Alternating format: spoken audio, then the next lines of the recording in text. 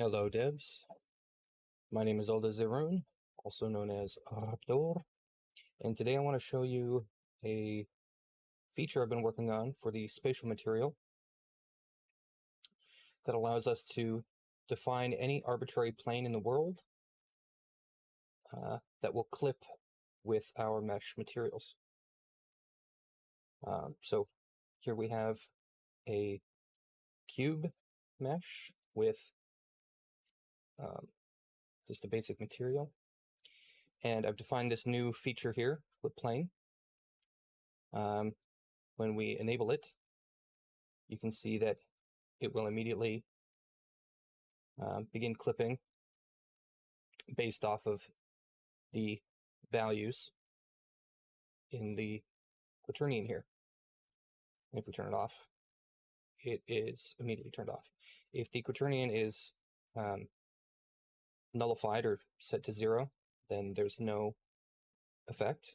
I'll show you. There's no effect.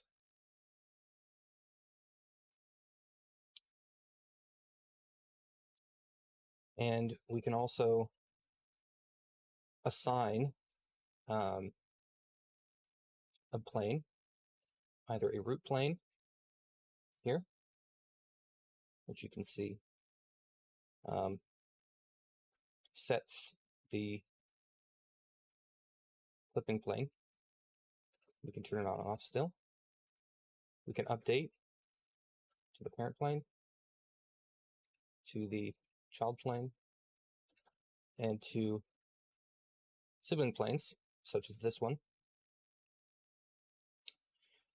We can rotate our meshes relative to the planes.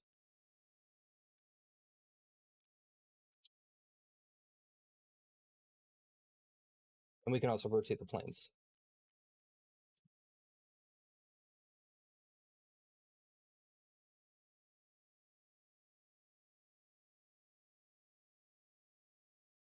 One thing to note about the feature is that if we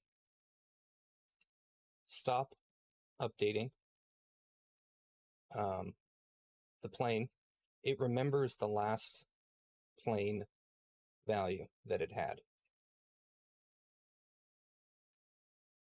And that's because this feature is separate from this script, which I've written as a tool in order to visualize clipping planes, which just has a path and a mesh instance.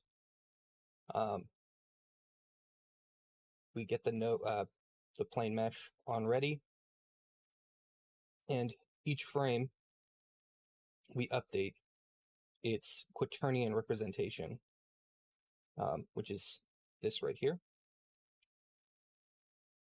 And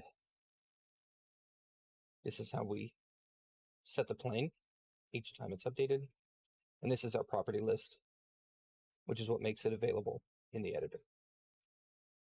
But I specifically wanted to show that this is the only actual line here that's necessary in order to do this. So if we wanted to arbitrarily define in code some plane through mathematical calculation or by getting an object in the world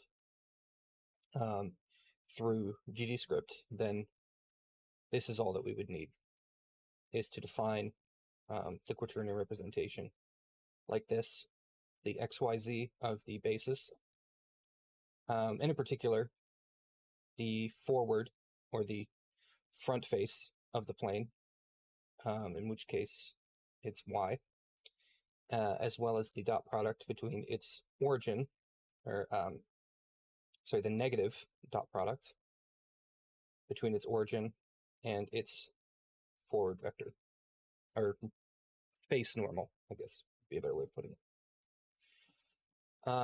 This is one of two features I've added to the engine. The other, I won't go too deep into this feature. I just want to show that if you check out the source code that I'll have linked below, I've added a new camera called an oblique camera, which allows us to define an oblique plane for the near clipping plane of the camera. And it's defined based on, again, a quaternion, but this is specifically the quaternion representation inside the camera. And in order to actually set the oblique plane, the interface I've decided to go with is a dictionary passing in a position as an origin, a forward as a forward vector, the origin of the plane and the forward vector of the plane, and some offset if desired. And this is because originally I was doing a bunch of math to convert it into camera space coordinates, and it ultimately made more sense to put that code directly into the engine itself and let the camera define the plane as a quaternion in its own space, cleaning up our interface with the camera. So, to show it in action,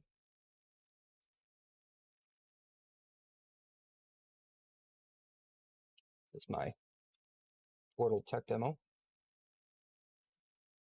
We can place portals in the world, and as you can see, the camera acts and behaves quite naturally. And one thing to note about near clipping planes is that there will be artifacting in the corner here, which is why I believe most portals that are implemented in video games are ovoid in shape, because it cuts off the visual anomaly of the seeing behind the clipping plane at extreme angles. You can't here, because I've specifically added an offset to the camera, to the oblique clipping plane, as well as put a mask on the texture. So the texture actually extends about this far out. And so I've masked it to just cut it here. And then as a final trick, so instead of going with an ovoid shape, my final trick is to add this frame, which at extreme angles blocks the view, so you can't actually see it because the frame is there. But I believe if I took the frame off, we go to remote layer, portal controller, portal, frame. We turn visibility off, visible. Back to, game. There, you can see the artifacting at extreme angles, which doesn't seem too bad, but that's again because of the masking that's going on. You can see that it definitely helps to have that frame in place to hide the issues, which mostly appear in the corner there. It's even worse now. However, I should note that, I'll turn this back on, even with the frame on, you will still get artifacting at extreme angles, such as this, which only appears at certain camera angles. But I don't necessarily see many players finding themselves in this position. And in fact, it might even be beneficial to make sure that it never happens in the game. But so far, I haven't found many other extreme angles where it becomes obvious. You can see it's slightly happening here, but not so much that it's immersion breaking. Anyways, that is my present contribution to the Godot engine. Again, you can see in the description a link to my GitHub repo where I forked it,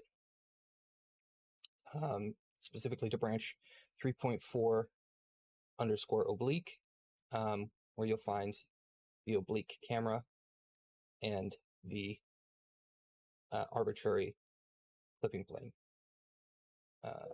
additions. Thank you, and have a great day.